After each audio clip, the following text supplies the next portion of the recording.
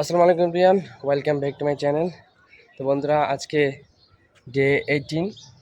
আজকে আপনাদেরকে দেখাবো আমার বাগানের কি অবস্থা। তো আসলে এই কিছুদিন আগে কিন্তু মাটি দেওয়া হয়েছিল। মাটি দেওয়ার পরে কিন্তু বিচি ফালানো হয়েছে, কিন্তু এই যে এদিক দিয়ে কিন্তু সমান করা হয় নাই। তো এখন কিন্তু সমান করব এদিক দিয়ে।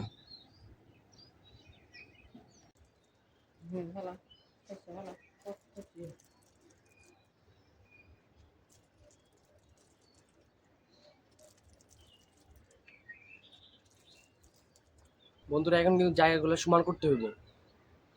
তাই এই যে আমার কাছে কিন্তু এটা এটাকে বলা হয় লাঙ্গল বা কি কয় আমি জানি না, এটাতে কিন্তু সমান করবো।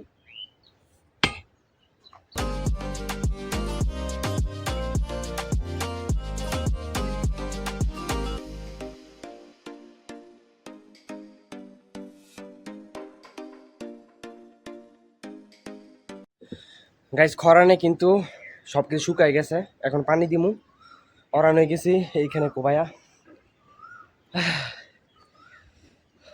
এখন পানি দিতে হইব গাছে।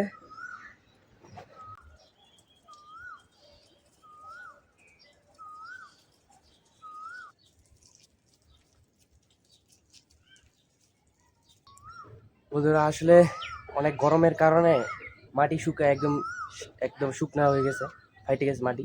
তো পানি দিতেছি, যত পানি ততই খাইতেছে। পানি কিন্তু পর্যাপ্ত পরিমাণে দিতে হইব, নাহলে কিন্তু বিসি থেকে কিন্তু চারা উঠবে না।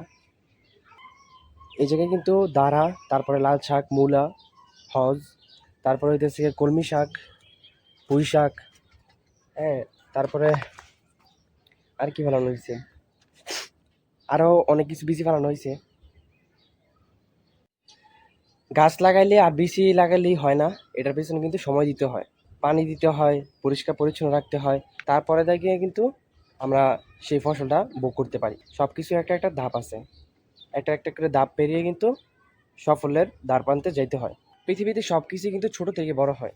মানুষ, জীবজন্তু, গাছপালা, পাহাড় পর্বত, নদী নালা, খাল বিল, সব কিছুরই কিন্তু একটা শুরু আছে। সেই শুরুটাই হইতেছে মেন।